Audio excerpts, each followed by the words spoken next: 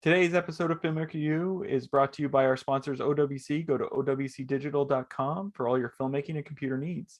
And it's also brought to you by our other sponsors, AJA. Make sure to check out aja.com so that you can see how they can help you in your post-production needs. Hi, I'm Gordon Burkell from Filmmaker U. At Filmmaker U, we create courses for film professionals, deepen and diversify your existing skill set. You can learn more at filmmakeru.com, or of course follow us on Twitter at filmmaker_u. This week, I'm joined by editor Tim Streeto, whose work includes The Marvelous Mrs Maisel, Fosse, Verdon, and Maniac, just to name a few. Welcome to the show, Tim. Thanks for having me. I guess my first question, when I was looking up your work and reading your bio and what have you, it mentioned that you worked on some Nickelodeon projects. What was it like working for Nickelodeon? Please give me. Yeah, that was it was a show called The Naked Brothers Band, and it was I was kind of brought in to just do a couple episodes, just to sort of pinch hit, and it was a different. I mean, it was a funny show in that it was sort of the thing it reminded me of, and I think I really kind of tuned into this with the showrunners, was that it reminded me of The Monkees, which was a show I sort of discovered. That wasn't my generation, but I discovered it on MTV. MTV started showing it like when I was in high school, and I loved The Monkees, and it really reminded me of it. And the two stars of the show were Nat Wolff and Alex Wolff, who Alex Wolff is in particular is like kind of gone on to he was in Hereditary, and he's been in a bunch of movies and stuff now. But they were in this band, and it was like a teenage kind of kids show. It was the only kids show I ever did, but it was fun. It was fun. Right. So you didn't get slimed. I didn't get slimed. There wasn't anything like that. And it was I had a pretty limited exposure to Nickelodeon. The show is in like its third season, I think. And so they had a pretty well-run ship, and I just sort of dropped in and just sort of like into an already like well-oiled machine. So now you've worked on numerous projects, and we've talked before about Marvelous Mrs Maisel, but you also got to work on the Netflix show Maniac, which was pretty popular and pretty, I guess, revolutionary in how it was playing with the media. How did you get involved with that project? I was brought on to Maniac by Jess Levin, who is the post-production producer, who's an old friend of mine, and she had been trying to sort of connect me with Cary Fukunaga for years. She just thought we'd be a good fit, and it was a really unusual show. I read a couple of scripts, and the minute they started the drug trials and sort of went into these kind of alternate genres, I was hooked. I just thought, I was like, this is going to be amazing, and it was really. That's what made it a fascinating show for me, was just the jumping around to different genres, to have sort of a kind of whodunit episode, and then to have like an 80s caper episode, and then, all kind of around this sort of retro sci-fi premise was really, really interesting. And Cary was great. And Patrick Somerville, who wrote it and was another one of the executive producers, was also great. And so it was just a really interesting show, and we discovered a lot of stuff in post-production, and kind of rearranged a bunch of things in post-production, which is always interesting to do. What was some of the stuff you discovered? Well, initially I think the 7th and 8th episode. So the 7th episode was Owen as this sort of like, when he has like the braids and the tattoos, and he's sort of part of this gangster family. And the 8th episode was supposed to be Annie, in the kind of Lord of the Rings as like an elf, with her sister. Those were initially discrete episodes, and we found as we were editing that we were sort of missing. We'd started to feel these two characters connected, and we liked seeing them together. And so we started intercutting those two episodes and created new episodes, and then we actually cut them down quite a bit. So the 7th and 8th episodes were, I think, like 26 minutes, 28 minutes each, whereas the other episodes were more like 40 to 50 minutes. And so that was something that was really kind of and we had to kind of create transitions that felt natural. We had a bunch of stuff in the lab and sort of the control room that's monitoring the drug trial that we sort of made as sort of transitional elements, and so that was something we discovered as we were going. That seems like a pretty big upheaval in the sense of like you're taking two whole episodes and almost like rebuilding them.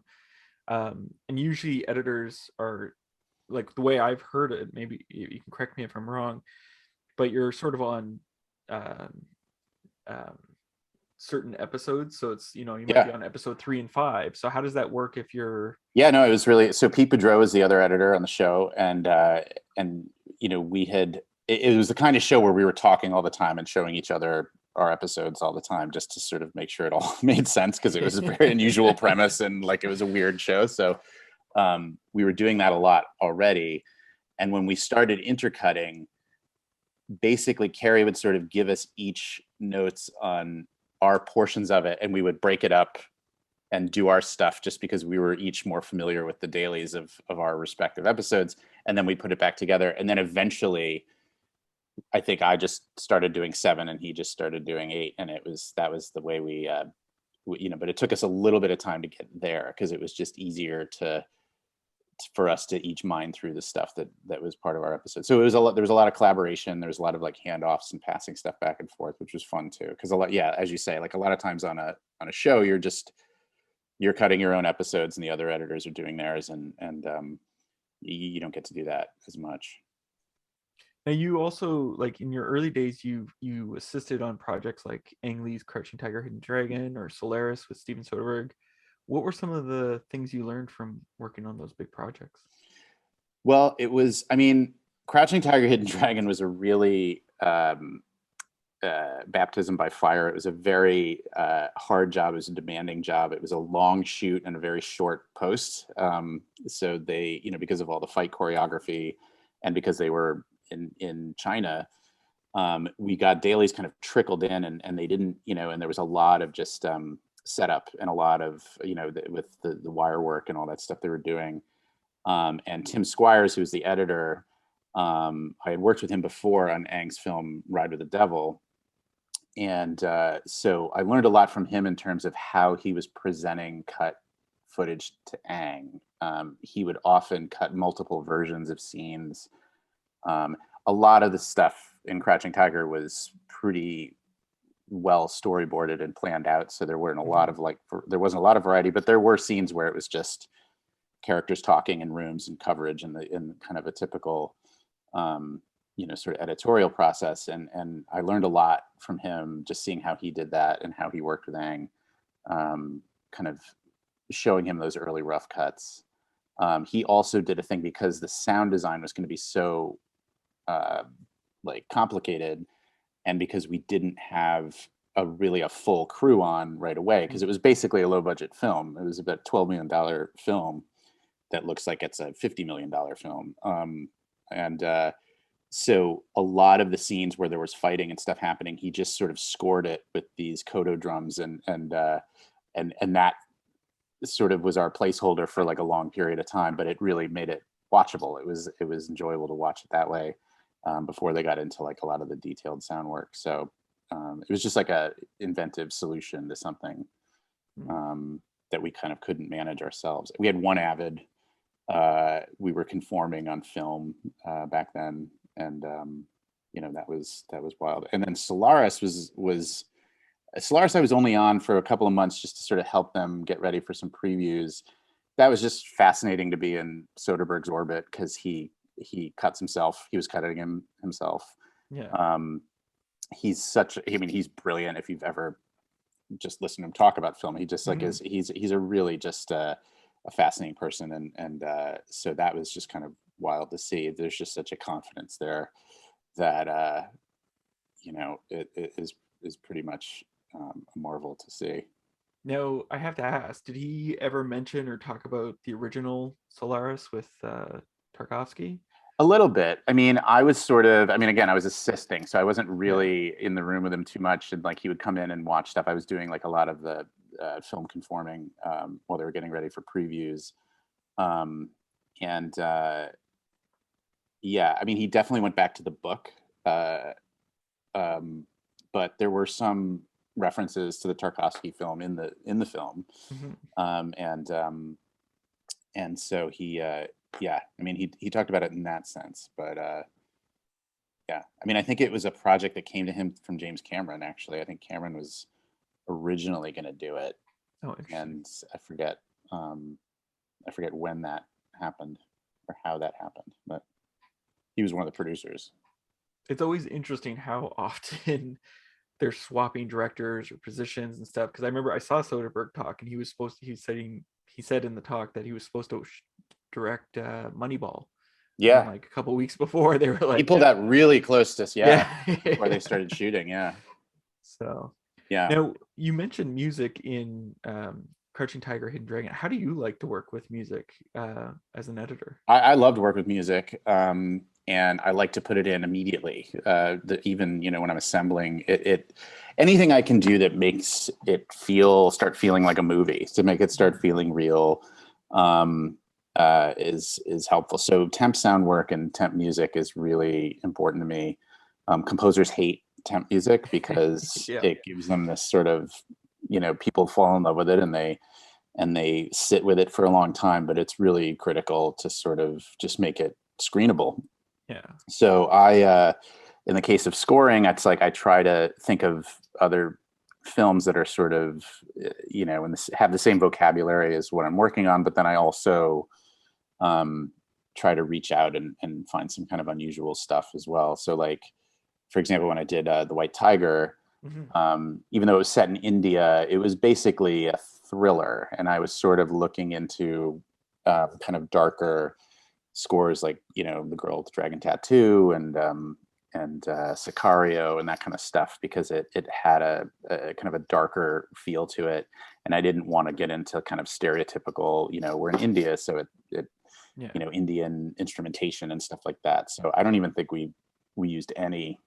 Um, No Score. tablas or anything Yeah, like no, nothing like that. I that. think that's a sensitive thing actually for Yeah, Indian yeah. audiences. I was working on something recently and with an Indian director, and he had said that.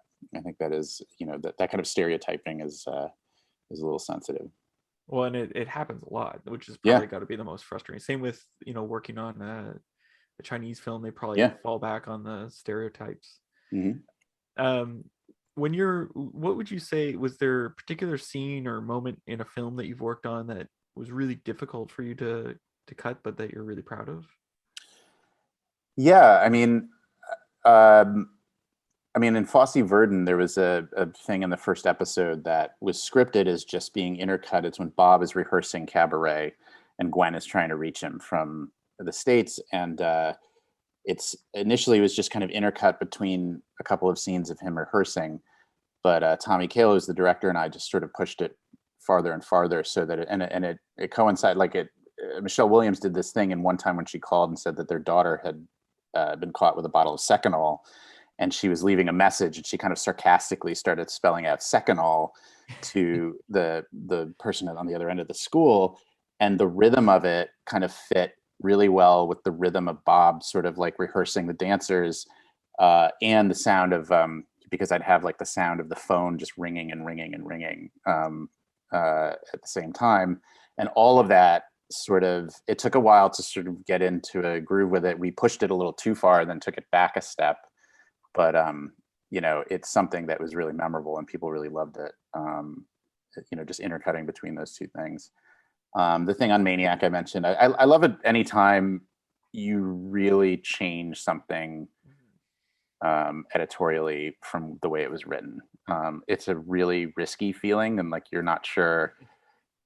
It's really hard to know when you got it right. Like it's Yeah. hard to know when you can tell like when it feels right, but it's the kind of thing that once you open that can of worms, you could go on forever, just sort of refashioning it, rewriting it, basically.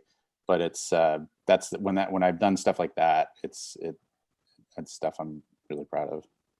What's interesting to me is, how do you, when you realize that there needs to be a big rewrite or big overhaul like that, you know, if it's a film, the director is very precious. They've been Mhm. working on it for months. If it's a television show, the producers or the showrunners, how do you broach that subject with them? How do you approach it so that they can get them on board and allow you to sort of experiment?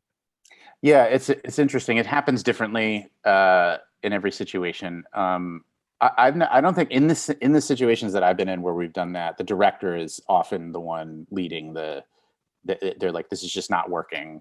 Yeah.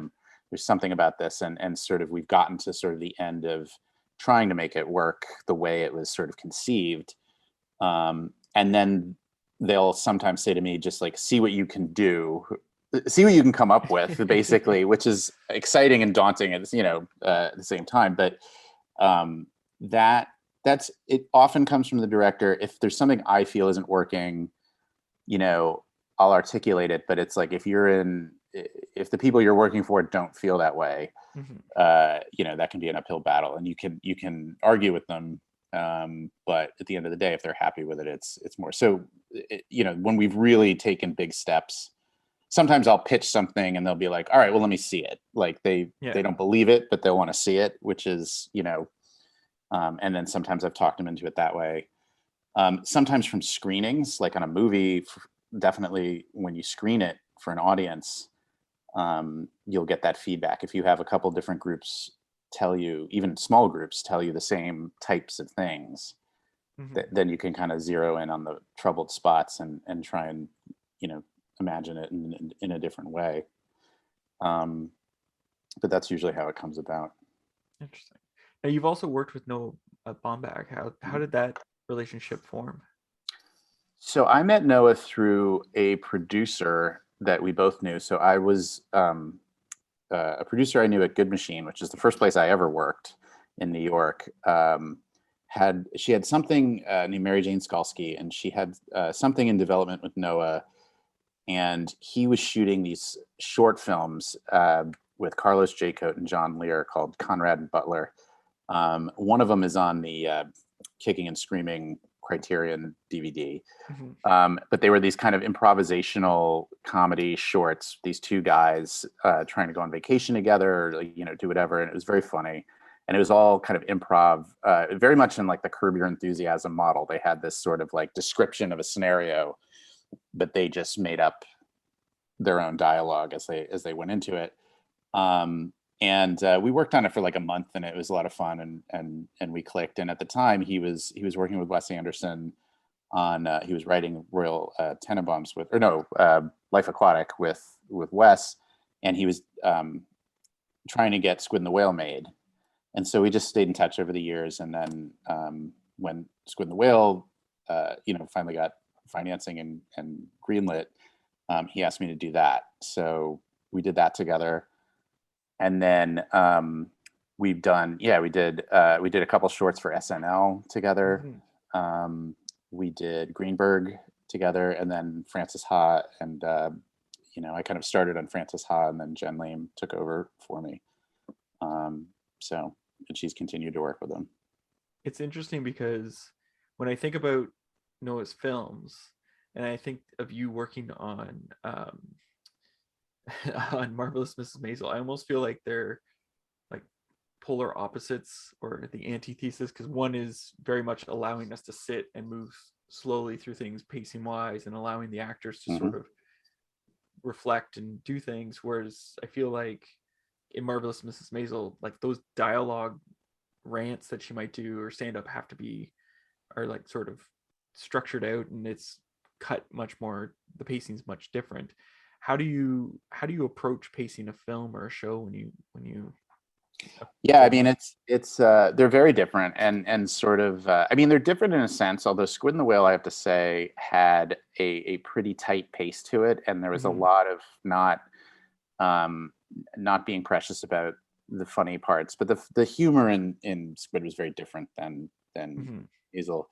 Maisel has a very, I call it old fashioned, but I mean it in the best possible way. It has like a kind of a Neil Simon Yeah, uh, type of comedy to it. almost And screwball, yeah, if or I like can use Preston that word. Sturges, or like, Yeah. yeah, it has that sort of a feel to it. So the inspiration I take from that is mainly, I mean, it's in the writing for sure, and the cast and the direction is very much um, sort of presents itself to me in a way that makes it just feel right that way.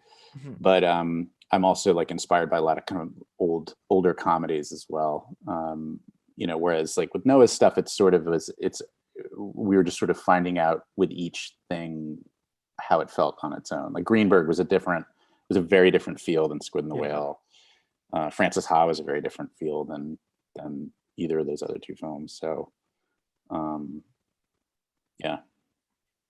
Now, when you're approaching something like, you mentioned it has like that old feel, the Marvelous Mrs. Maisel. Originally, the pilot was done by Brian. Mm-hmm. And so when you come onto a show, has that setup already done, how much flexibility do you have to make changes to it? I mean, Amy Sherman Palladino and Dan Palladino have a very specific sort of tone and texture and look to the show. I mean, the pilot feels so much like the rest of the show. I haven't watched the pilot actually since I first saw it. I'd be curious to see it again now that I've done so many episodes of the show. But I feel like that template was there. I mean, Brian absolutely did such an amazing job on it. And so, yeah, you're kind of coming in and trying to maintain something that exists, which in a way is easier. So you have an example of like, this is how we want it. Yeah. But then it takes on its own life as well. And there are moments that, like anything, there are moments where something isn't working quite the way they imagined it, and we have to sort of rescue it. And once, we've done that a few times, they sort of start to trust us in ways that when they were starting off, it was just sort of like, this is the way we want it to be. And this is how we're going to do it. This past season, I felt like they really put a lot of faith in me, and it became much more of a collaboration over time, I think. Now, it's all about comedy for Marvelous Mrs. Maisel. Is there a particular moment that you found extremely funny or couldn't help yourself but laughing in the cutting room? I mean, it happens a lot. I find the show very funny. I love it when we go into really broad sort of Mel Brooks kind of territory. Like there's a scene in the first episode of this current season where Susie and Tess, her sister, go into like an insurance office, and they're led into this kind of dark hallway that almost feels like a CIA, extradition site or something, like this really like kind of creepy area. And they're questioned about this, insurance claim that they're trying to get paid for. And it's very funny. And so I love that kind of stuff. But there are jokes in it that make me laugh. In the mix, we'll be sitting in the mix, and I'm still like laughing at some jokes. It's just very well written. The jokes are very funny, and the cast is great. Now, I have one last question for you. We've been stuck in this pandemic for going on 2 years now. Mm-hmm. In that time, a lot of people have turned to streaming networks for entertainment. Is there a show or a movie that you've discovered over the last 2 years that you think people should check out? A show I watched when it first started, when the pandemic first started, a friend of mine recommended The Expanse, which is on Prime, which is science fiction, which I always love. Science fiction is like a comfort food for me. I love it. And I watched like 3 seasons of that. And then I kind of didn't watch any shows for a while, and I just kind of went to movies. I'm more of a movie and like limited series guy than like an ongoing series person. I watched a lot of films that I'd never seen before, like Thief, the Michael Mann's first film, and Straight Time, the Dustin Hoffman movie. Pal Joey, I had never seen. Sorcerer, the sort of remake of Wages of Fear that William Friedkin did. I'd never seen those, and so I kind of went into a movie rabbit hole, and then I got caught up in the stuff that I think a lot of people did. Like I loved Mayor of Easttown, I loved Succession, Hacks. I watched Hacks. I watched Squid Game. The ones that sort of everybody was talking about. But is there a particular sci-fi, because you said you really liked sci-fi, is there a particular sci-fi you think people should check out from like your whole life? You don't have to just take the last my whole life. What's your go-to sci-fi? Well, I rewatched 2001 with my daughter, who, you know, it's a fascinating movie. I mean, I've seen it a lot, but I hadn't watched it. I haven't probably seen it in about 15 years, and it was really cool to watch it again. It's such a different type of film that gets made now. Hmm. Um, and she's only 10, so it was a little slow for Wow. her, and it's Yeah. confusing. I mean, that's the other thing. It's sort of, even just initially, she was kind of confused by some of it, but it was really cool to watch it.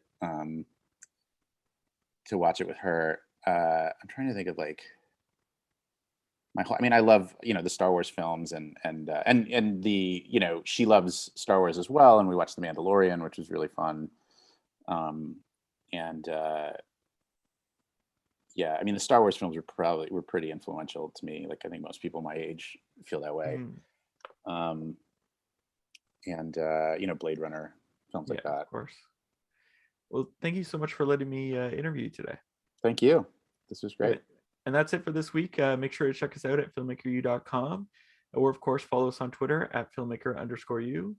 Again, thank you, Tim, for joining us, and I'm Gordon Burkell. Thanks for watching. Today's episode of Filmmaker U is brought to you by our sponsors, OWC. Go to owcdigital.com for all your filmmaking and computer needs.